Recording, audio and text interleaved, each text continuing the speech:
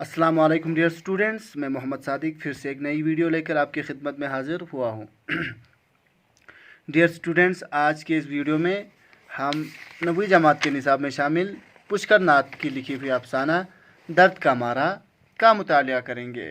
तो dear students, किताब पर दर्द का मारा अफसाने का मुतालिया करना ज़रा मुश्किल है, क्योंकि इतनी लंबी वीडियो को हम यूट्यूब पर अपलोड नहीं कर सकते, और अगर करते भी हैं तो इसमें कुछ इसमें बहुत वक्त लग सकता है। तो डियर स्टूडेंट्स, इसके लिए दर्द का मारा जो है, दर्द के मारे का पूरा अफसाना जो है, एक खूबसूरत और छोटी कहानी की सूरत में मैं आप लोगों को सुनाऊंगा। तो डियर स्टूडेंट्स, कहानी कुछ इस तरह है कि रमज़ान जू श्रीनगर का एक कारीगर होता है जो अपने मालिक हाजी इस्माइल के पास उस वक्त काम करना छोड़ देता है जब उसका अपना मकान जल जाता है, और उस आग में वो सनद भी जल जाती है या वो सर्टिफिकेट भी जल जाती है जो अंग्रेज़ ने उसकी हुनरमंदी को देखकर रमज़ान जू को दी थी। मगर रमज़ान जू ने अपनी सारी हुनरमंदी अपने बेटे समज्जू को सिखाई।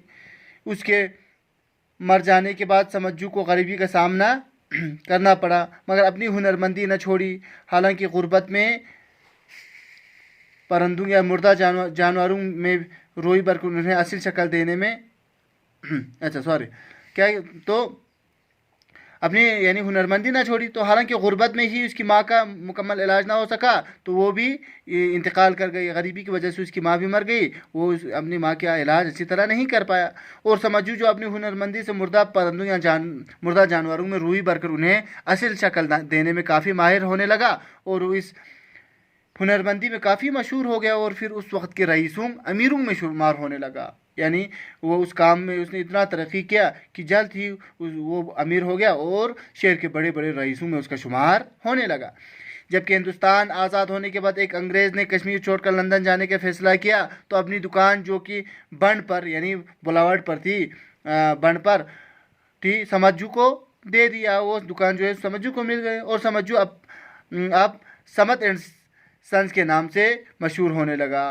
तो उस दुकान को हासिल करने के बाद उसने वहाँ पर समत एंड सन्स नाम का एक दुकान खोला, और वो उसी के नाम से मशहूर होने लगा। एक दिन इसी सजी सजाई दुकान पर जब एक अंग्रेज़ लड़की एक चीते के बच्चे को ख़रीदने आई, जो खुद समज्जू ने अपने हाथों से बनाया था, मगर वो ज़्यादा कीमत ज़्यादा होने की वजह से ख़रीद ना सकी। शायद पैसे कम थे, तो उस वक्त समज्जू अपना वो ज़माना याद करने लगा जब वो 18 बरस का था, गरीब था, हर चीज़ की तमन्ना करता था, मगर गरीबी की वजह से वो कुछ हासिल नहीं कर सकता था। और कभी कभार श्रीनगर के प्लेडियम सिनेमा में फिल्में देख लिया करता था। मगर अब समझू 58 बरस का एक बुजुर्ग बन चुका था, लेकिन अब भी उसमें फिल्में देखने का शौक़ बाकी था इस वक्त। जबकि उसके पोते रियाज और एजाज ख़याम और फिरदौस में फिल्में देख लिया करते थे। मगर अब समझू सोम और सलवात का पाबंद था, वो हमेशा खुदा का जिक्र करता रहता था। दुकान पर आकर उस लड़की ने समझू से चीते की कीमत सुनकर वो लड़की जो है उदास हो गई। समझू अपनी साबिका ज़िंदगी के पेश नज़र समझ गया कि शायद पैसे कम होंगे, इसलिए गरीबी का लिहाज करते हुए 1,000 रुपये कम कर दिया। उसने जब कीमत बताई तो लड़की को ज़्यादा हो गया, तो उसे अपनी गरीबी याद आ गया समझू को।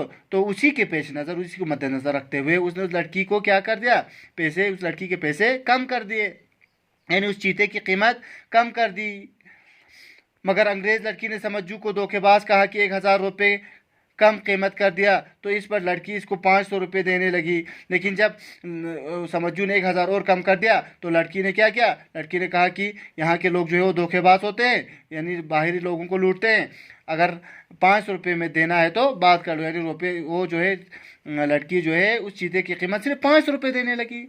धोखेबाज लफ्ज़ सुनकर समझू अपनी उस दुनिया में चला गया जो कि वो भूल चुका था, जहाँ वो हर दौर का दर्द बर्दाश्त कर चुका था, और अब दूसरों के दर्द को समझने की कोशिश करता था, क्योंकि वो एक दर्द का मारा है, अब और कोई दूसरा नहीं। तो इस अफसाने में